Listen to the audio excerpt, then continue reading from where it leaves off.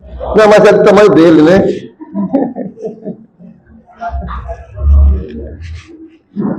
Quero cumprimentar todos com a paz do Senhor Jesus Cristo, a paz que excede todo o entendimento. E ao moço que está aí, sentadinho, seja bem-vindo, viu? Deus te abençoe, em nome de Jesus Cristo. Primeiro, Crônicas é livro, capítulo 29, e o versículo de número 11.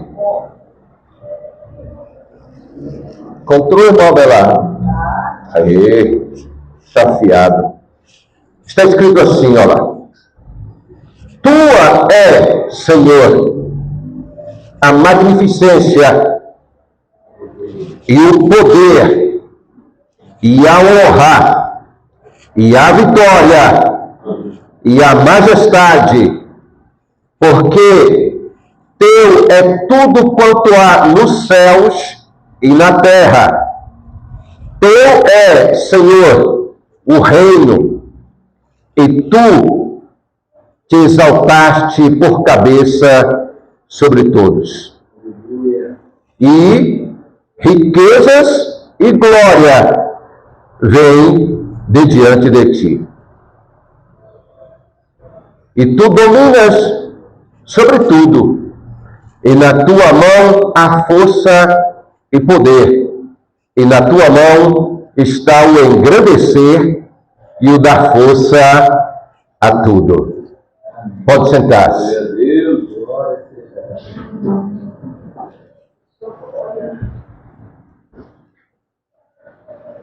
Gira, já estava olhando ali para sua cadeira, que estava desocupada, né? Glória a Deus. Olha, irmãos, Deus é bom o tempo todo. Nós costumamos dizer que Deus é bom o tempo todo, e o tempo todo Deus é bom. Amém, irmã Joana? Eu estou feliz com a presença do Amauri aqui hoje. Glória a Deus.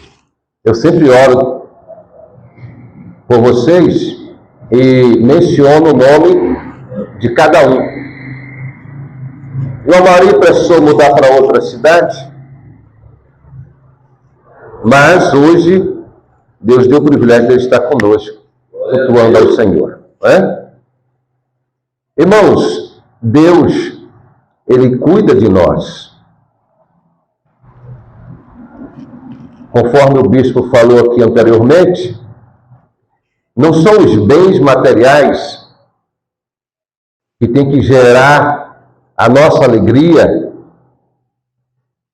mas tem que ser a presença do Senhor em nossas vidas. Glória a Deus. Os bens materiais, eles dão alegria passageira.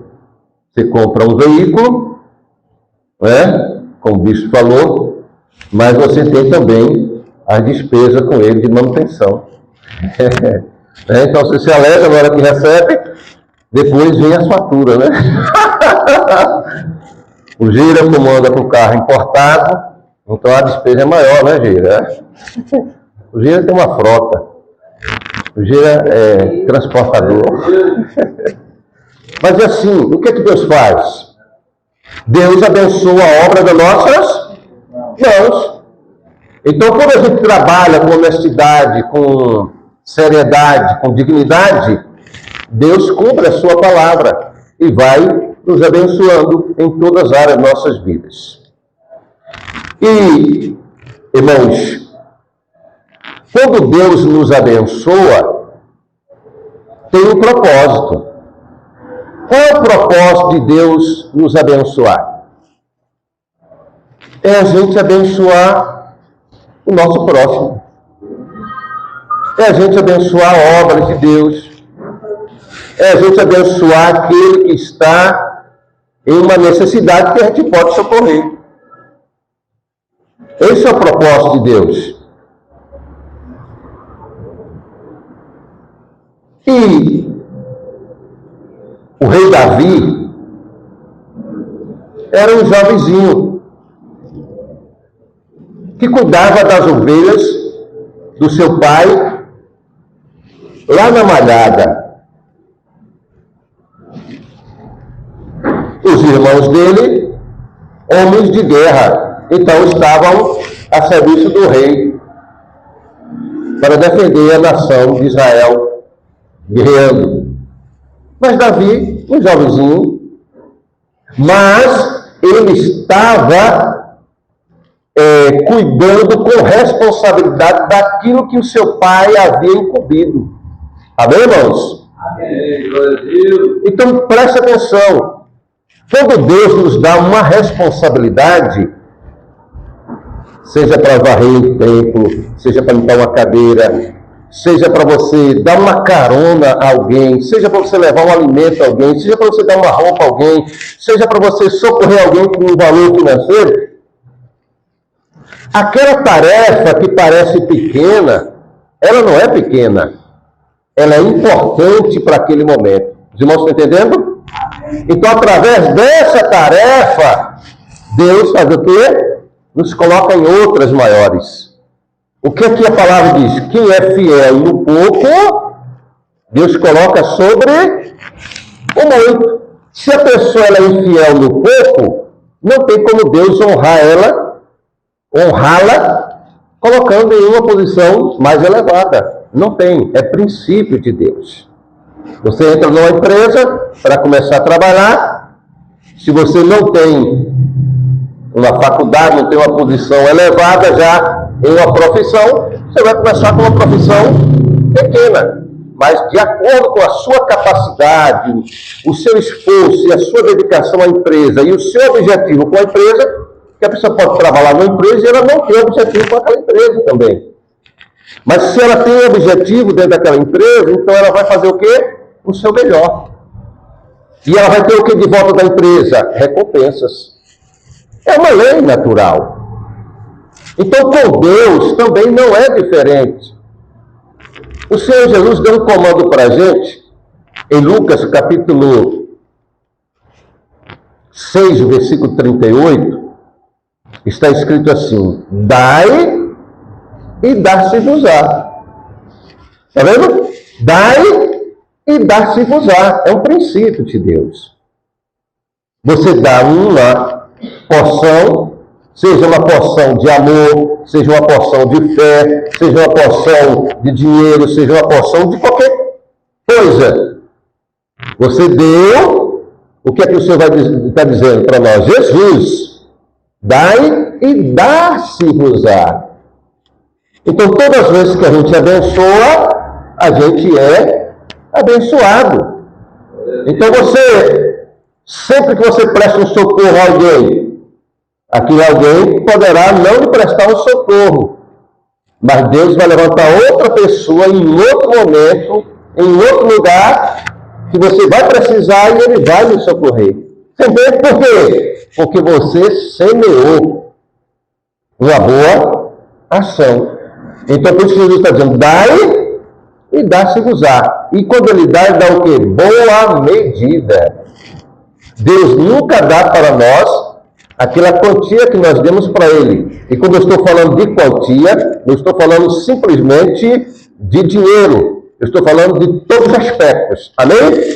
Porque hoje as mentes estão tão escravizadas pela ganância, pela avareza, e quando se fala em dar, a pessoa já fecha o coração.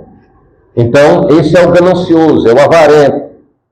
Ele vai ser o quê? Uma pessoa que o coração dele vai estar só no dinheiro. O dinheiro é o Deus dele, o dinheiro é o mamon. Porque quem comanda o dinheiro aqui no mundo é o mamon, é o rei mamon, é um demônio, é uma entidade maligna, chamada mamon. Por isso que Jesus falou, aonde estiver o seu coração, aí estará o seu tesouro. Então, o nosso coração ele tem que estar em Deus, plenamente. E quando o nosso coração está totalmente em Deus, tudo aquilo que nós sonhamos, almejamos, buscamos, Deus faz o quê? Ele ordena que a bênção venha até nós. Entende? Isso é cumprimento da palavra. Deuteronômio 28, de 1 a 14, e outros textos da palavra de Deus vai mencionar isso. Então, não fique preso a coisas materiais, até porque elas são efêmeras. O que significa efêmero? Passageiro. Sempre que eu penso em coisas materiais, eu me faz lembrar a vida de Steve Jobs. Camarada, a única empresa no mundo que se tornou trilionária. Que é trilionária? Um trilhão, olha, a única empresa americana, né, do Steve Jobs, trilionária. E o camarada com 53 anos está lá em cima de uma cama dizendo: tudo que eu consegui não me consegue tirar agora de cima dessa cama. Trilionária a empresa. Os irmãos entendem isso? Então, irmãos, o coração do homem, quando ele está posto nas coisas materiais, ele só vai conseguir ver o material. Mas Deus colocou em nós uma alma, Deus colocou em nós um espírito, e Deus colocou em nós um corpo. Então nós somos espírito, corpo, aliás, alma e corpo. Os três precisam ser alimentados. Quem é que vai vencer? Aquele que você alimentar mais. Quem é que você tem alimentado mais? É o seu espírito? É a sua alma? É o seu corpo? Se você alimenta mais o seu espírito, o que é que você vai ter?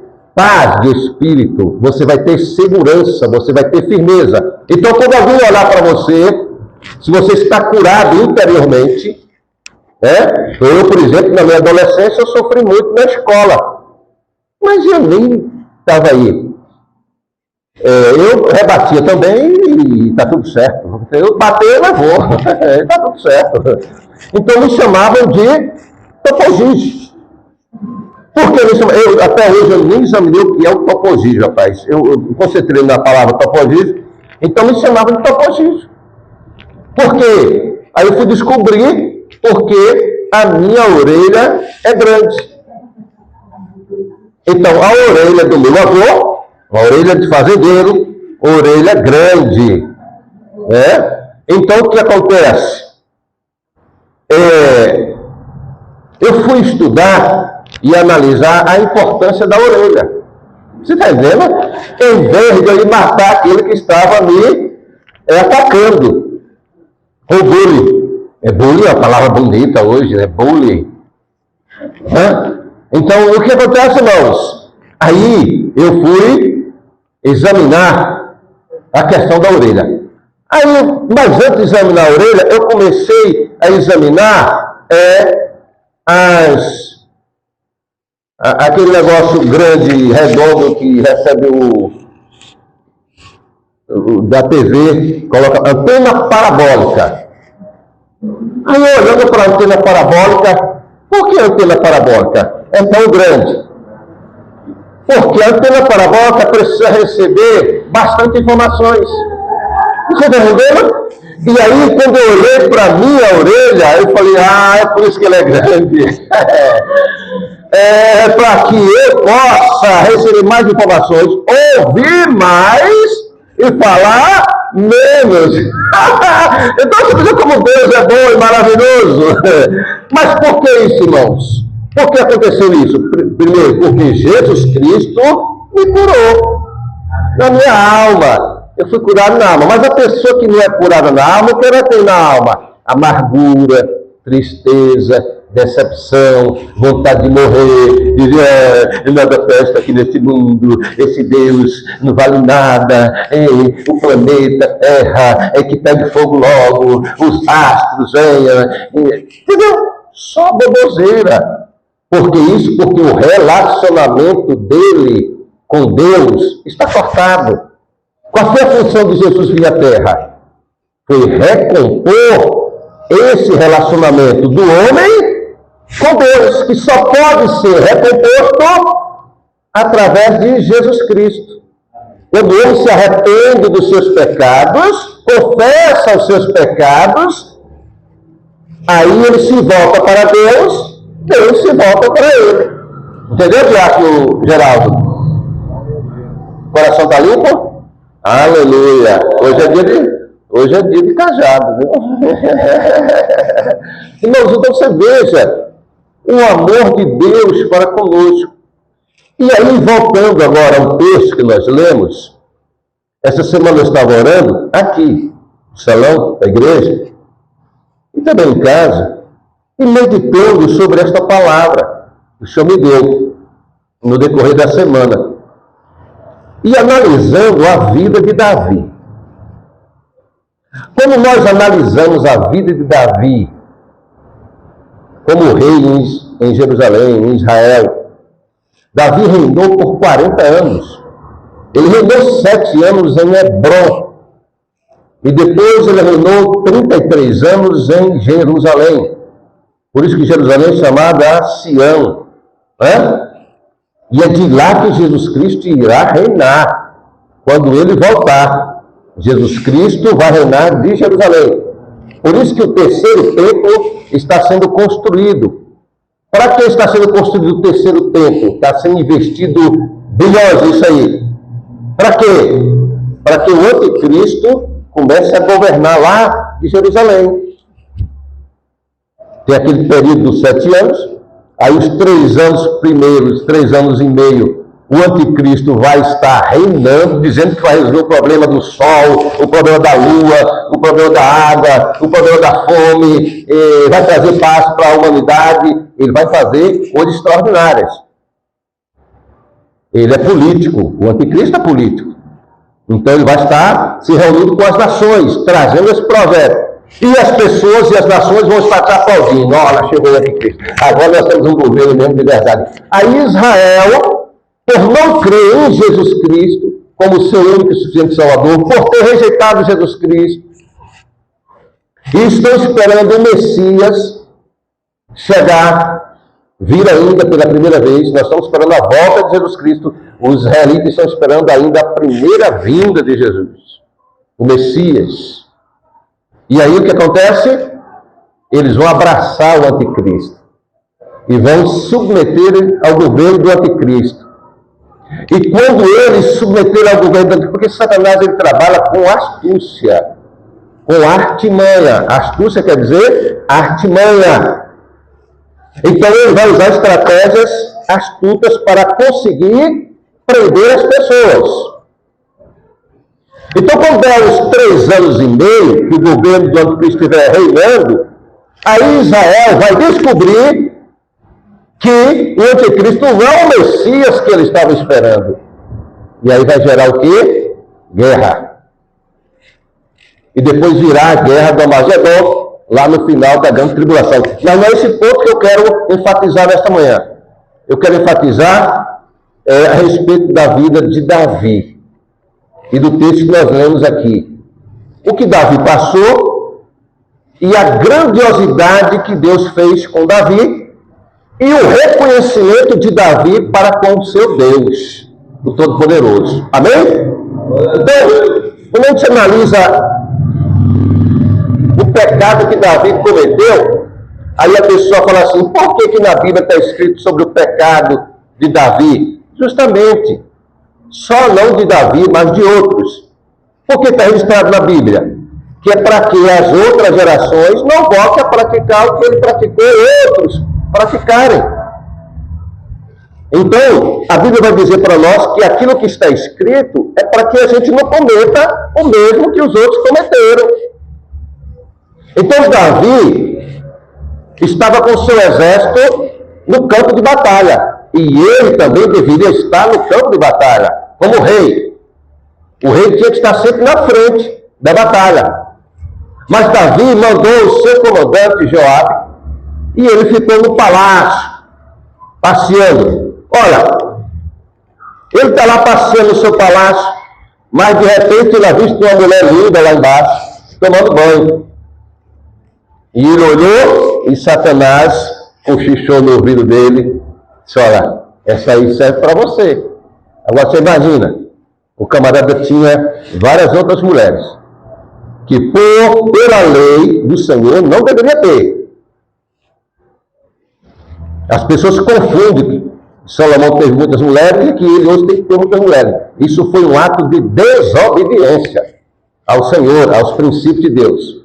É tanto que no final vem a destruição para o rei Salomão. Então, Davi foca lá na mulher e tirou o foco da guerra que Deus tinha ordenado lá. Eles estavam trabalhando para proteger Israel. Resultado?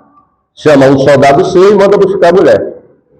E a mulher, esposa de um homem chamado Urias, soldado. Eu fico impressionado com a lealdade do soldado Urias. A fidelidade do soldado Urias para com o rei Davi e para com o seu comandante Joabe. Coisa extraordinária. Então, a mulher chega, a Betseba, Davi se relaciona sexualmente com ela, a mulher engravida, né? Quando eles têm um relacionamento, ele manda ela de volta para sua casa, ela manda uma carta para ele dizendo que está grávida e que o filho é dele. Olha que tragédia. O que a Bíblia diz, irmãos? Eu amo a palavra de Deus, as Escrituras Sagradas. A Bíblia vai dizer para nós que um abismo chama outro abismo.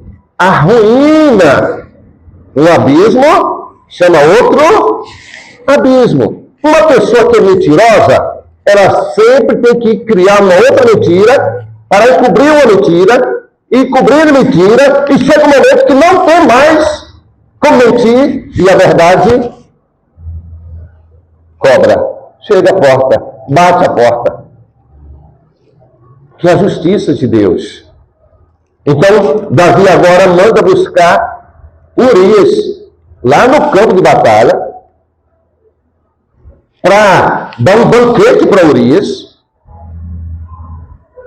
e pegar Urias e mandar para a casa dele para ele se relacionar com a sua esposa e ele se livrar do pecado que tinha cometido, da gravidez que tinha gerado na mulher de Urias.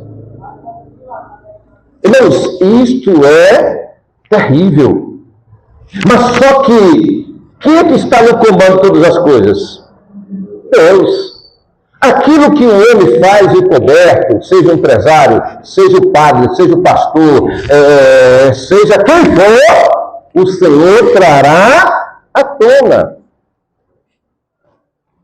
Aí Urias participa do banquete com o rei Davi, porém, quando o rei diz, vai para a tua casa, você veio da guerra, olha a astúcia, você veio da guerra, precisa descansar. Aí Urias diz o quê? Eu não posso ir para minha casa, para ter todo o conforto da minha casa, e a arca do Senhor está lá em uma tenda, o exército do Senhor está lá em tenda, no campo de batalha, o meu comandante está lá no campo, em uma cabana, e eu ir para casa, para conforto? Não. Aí o que é que Urias faz? Urias deita na porta da casa do rei. Os soldados trazem a notícia, olha, Urias está lá na frente da sua casa e não quer sair. Dormiu lá, no relento. Infidelidade e lealdade ao seu comandante e ao próprio rei. Ao próprio rei. Aí o rei chama ele de novo. E agora ele usa outra artimanha. Foi um pecado, irmãos, atrás do outro. Aí agora ele embriaga Urias. E Urias agora encheu a cara por causa da ordem do rei. E agora ele achava que o Urias embriagado, ele iria para casa. Urias continuou lá na frente. Então, como não teve uma solução de imediato das suas artimanhas, ele agora cria uma outra artimanha. Qual é a próxima? Escreve uma carta e envia para o comandante Joabe e diz: olha, a batalha é assim, uns ganham, outros perdem. Como é que está indo a guerra aí? Vocês estão avançando? Vocês estão perto de conquistar a cidade? Estamos perto. Então faz o seguinte, pega o Joabe e põe ele, pega o Urias e põe ele na frente da batalha, para ser o primeiro a ser atingido. Olha, Urias era um camarada de guerra, valente. Mas, quando a pessoa está desprotegido, porque em guerra, eu não tenho estratégia de guerra, mas a gente vê algumas coisas, em guerra, um ampara o outro, não é assim? Um protege o outro. Se um soldado cair, o outro já protege logo, já dá socorro. A ordem é não deixar um soldado daquele para trás. Aí pegaram Urias e colocaram na frente, onde estava a maior batalha, e atingiram Urias, mataram Urias. Mas outro pecado sobre Davi, e agora de assassinato. Adultério, embriagou o seu servo, ludibriou, agora assassinato. Só que assim, lá em Israel tinha um profeta chamado Natã. E Deus agora chama o profeta Natã e diz: olha, vai lá encontrar com o rei Davi, que ele cometeu uma atrocidade. Ficou em casa passeando. Você já viu aquele ditado que fala assim: mente vazia é a oficina do diabo? Esse ditado é verdadeiro. A mente que está vazia, o diabo vai encontrar brecha. Foi o que aconteceu com Davi. Por isso que a palavra de Deus vai dizer também lá em Tiago: não deis lugar ao diabo. É um mandamento. Irmãos,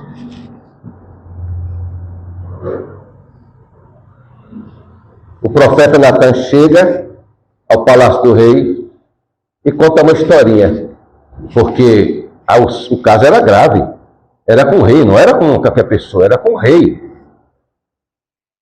Mas Deus deu uma estratégia ao profeta Natã. Aí Natã chega e conta uma história, que o homem tinha muitas ovelhas, mas ele foi buscar a ovelha do seu servo.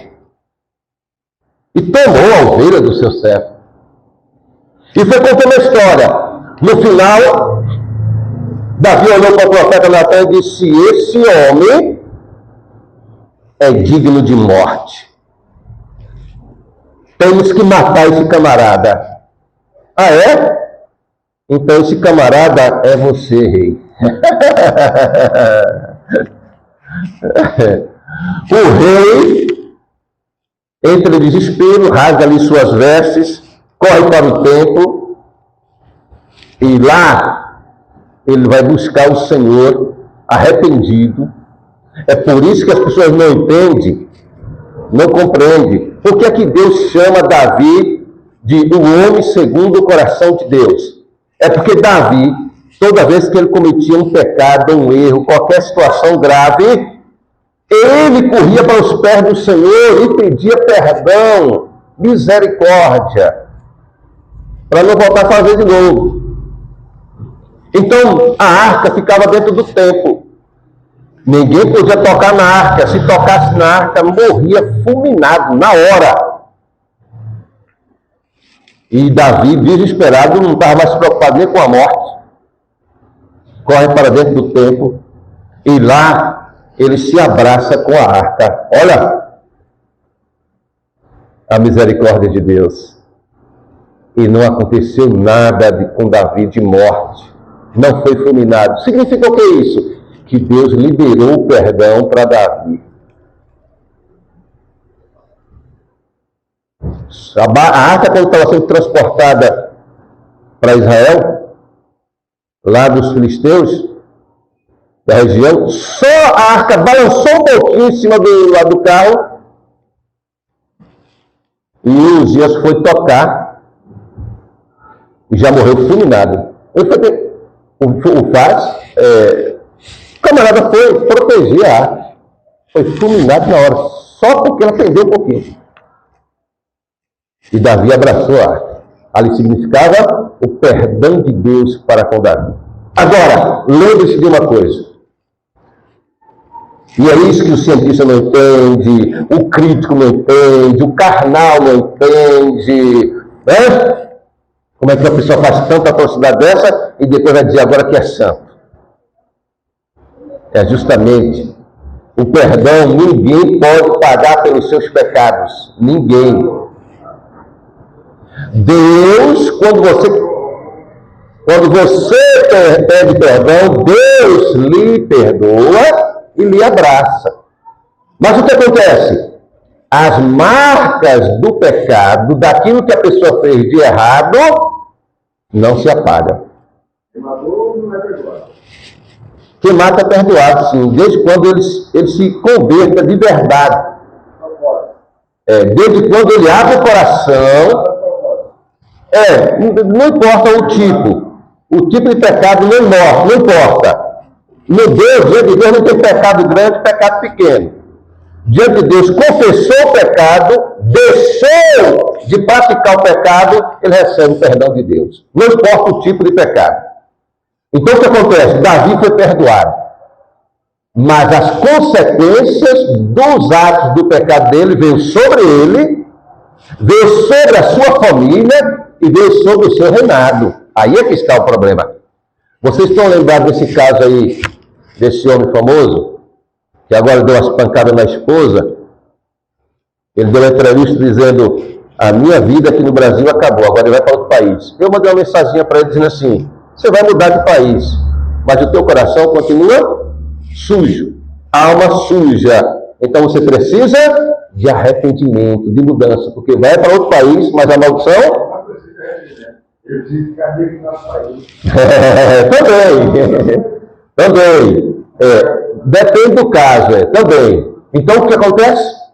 Mas o que eu quero mostrar aqui é o amor de Deus, a grandeza de Deus para conosco. E aí, irmãos, chego aqui nesse texto. Davi agora sofre consequências do pecado que ele cometeu. A sua família sofre. Não vai dar tempo de mencionar tudo. E o seu reinado sofre. Mas depois de tudo isso, Davi continuou fiel a Deus, buscando a Deus, honrando a Deus. E quando chega o final da sua velhice, final da sua vida, agora Deus precisa levantar outro rei. E quem é que Deus vai levantar? Aquele filho que foi gerado do adultério, Salomão. Inclusive, Salomão, o nome dele foi mudado para Gedezias. Foi mudado o nome dele. E a Bíblia vai dizer que Davi casou com Betseba. E desse relacionamento agora nasceu Salomão. Porque o primeiro filho que nasceu do adultério morreu. Acabou. Davi chorou, jejuou, se rasgou, mas Deus não respondeu nada. Agora, dentro da legalidade, nasce Salomão. Salomão cresce, recebe a instrução de Davi como seu pai, como rei. E agora Davi vai ter que deixar esse mundo. E ele precisa agora passar o reinado. E quem é que Deus escolheu? Salomão. Irmãos, e quando Davi vai passar o reinado para Salomão, a Bíblia diz que Davi pegou a planta do templo que ele pretendia construir para colocar a arca da aliança. Mas o Senhor disse para Davi: você não pode construir o templo porque tem sangue nas suas mãos. Sangue é figurado. Não, sangue das mãos é figurado. Então o que acontece? Mas Davi, o coração dele agora está sincero, verdadeiro para com Deus. E ele pega todo o seu tesouro particular, está escrito em 1 Crônicas, capítulo 29, versículo 13, e o versículo 13 diz: porque tenho afeto à casa de meu Deus, o ouro e prata particular que tenho, eu dou para a casa do meu Deus, afora tudo quanto tenho preparado para a casa do santuário. Irmãos, Davi não estava preso a nada material aqui. Ele tinha essa riqueza toda, mas ele colocou essa riqueza dele à disposição do Senhor e da obra de Deus. Então o projeto, além dele ter esse coração voltado para Deus, para contribuir para a obra de Deus, ele convidou os seus comandantes, seus capitães, as pessoas também se dispuseram a contribuir com a obra do Senhor. É só você ler o capítulo 29. Ele deu todo o seu tesouro particular para a obra de Deus, para a construção do templo. E aí nós chegamos no versículo 11, que é onde nós começamos o texto, e ele faz uma declaração extraordinária. Ele diz: tua é, Senhor, a magnificência. O que significa magnificência? Grandioso, pomposo, muito generoso. É a qualidade daquele que é magnífico. Ele está dizendo: tua, Senhor, tua é, Senhor, a magnificência, a grandeza. E aí, isso aqui é uma expressão de adoração, de reconhecimento ao seu Criador. Glória a Deus. Mas aí, ele vai expressando, são 7 palavras aqui que ele usa nesse texto, irmãos. E ele diz: teu é o poder. O que é o poder? É o direito de deliberar, é o direito de agir, é o direito de mandar, é o direito de exercer autoridade. Então ele está dizendo: Senhor, teu é o poder. É o Senhor que tem o poder para exercer autoridade, para comandar os céus e a terra. É só o Senhor. E aí vai para o terceiro ponto, ele diz: tua é a honra. Tua é a honra. O que é honra? É uma distinção, é uma graça, é uma retidão. Só o Senhor é reto. E eu estou aqui para te adorar na beleza da tua magnificência, da tua glória, da tua graça. Isso é um reconhecimento, irmãos. E depois ele vem e diz: tua é a vitória. Essa palavra hebraica significa kabed. Reconhecer a pessoa, a autoridade da pessoa, a honra. Tu é a vitória. Ele está dizendo: o Senhor é um vencedor. Só a vitória do Senhor. O sucesso alcançado, o triunfo vem do Senhor. A vitória vem do Senhor. Por isso, irmãos, que quando Jesus falou assim, em João capítulo 15, eu sou a videira, vocês são os ramos. É a videira. A videira é uma planta. É uma planta que dá uva. É a planta que dá uva. É videira. Aí Jesus está dizendo: eu sou a videira. Ele está dizendo: eu sou a planta. Se vocês estiverem ligados na videira, vocês são os ramos. Se vocês estiverem ligados na videira, vocês vão dar muitos frutos. Porque sem mim nada podeis fazer. Então você veja só, a essência. Isso, é só podar a videira. Então, aí ele vem para a quinta palavra. Ele diz: tua é a majestade. Teu, Senhor, é os céus e a terra. Teu, Senhor, é o reino. Teu é o reino. Quando Jesus Cristo veio, ele não veio para dominar politicamente. Ele veio para governar nos corações. Por isso que o Império Romano não conseguiu deter Jesus. Herodes não conseguiu deter. E as multidões seguiam a Jesus. Por quê? Ele disse: o reino de Deus está dentro de vocês. Porque ele veio para governar dentro de nós. Não veio para defender partido político. Então, irmãos, e aí ele conclui dizendo: riquezas e glória vem de ti. Riquezas e glória vem de ti. Finalizando, então uma pessoa, para fazer o que Davi fez,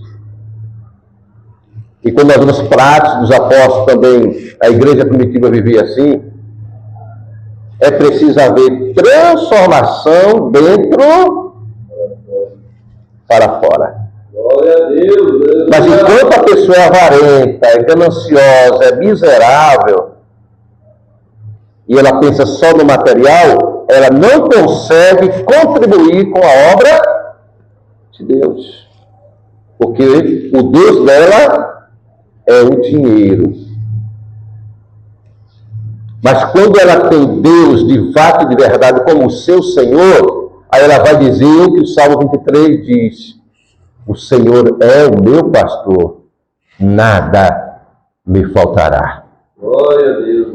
Quando a pessoa tem o dinheiro, ou a profissão dele, ou qualquer outra coisa, como seu tesouro, vai acabar esse tesouro. Você já viu o camarada ganhar na Mega Sena e ficar pobre de novo? Já viu essas histórias? Pois é. Por quê?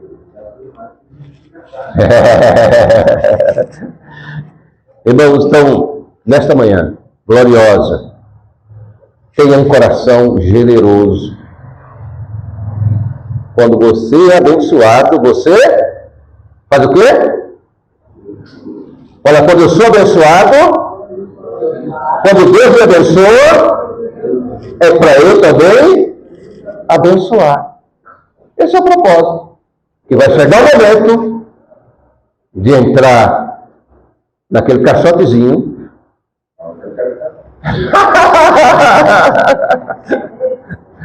E o caixotezinho só cabe você. Então, o crítico, o avarento, o miserável, ele vai ter sempre uma crítica para com o dinheiro. Mas o dinheiro ele é só uma ferramenta nas nossas mãos. O amor ao dinheiro é que é a raiz de todo mal. Não você ter o dinheiro, você ficar rico. Mas o amor ao dinheiro, o apego ao dinheiro, esse é que é o problema. Então que nesta manhã você possa ter entendido que tudo pertence a Deus. Glória a Deus. Você está de pé, com saúde, porque Deus tem lhe dado. Aleluia. E você chegou até aqui porque Deus lhe trouxe. Glória a Deus. Então, valorize e honre ao Senhor. Então, do que Deus te dá, você devolva o que é dele. Dá a César o que é de César e a Deus o que é de Deus. Isso é ensinamento do Senhor Jesus. Deus te abençoe. Vida e paz para você.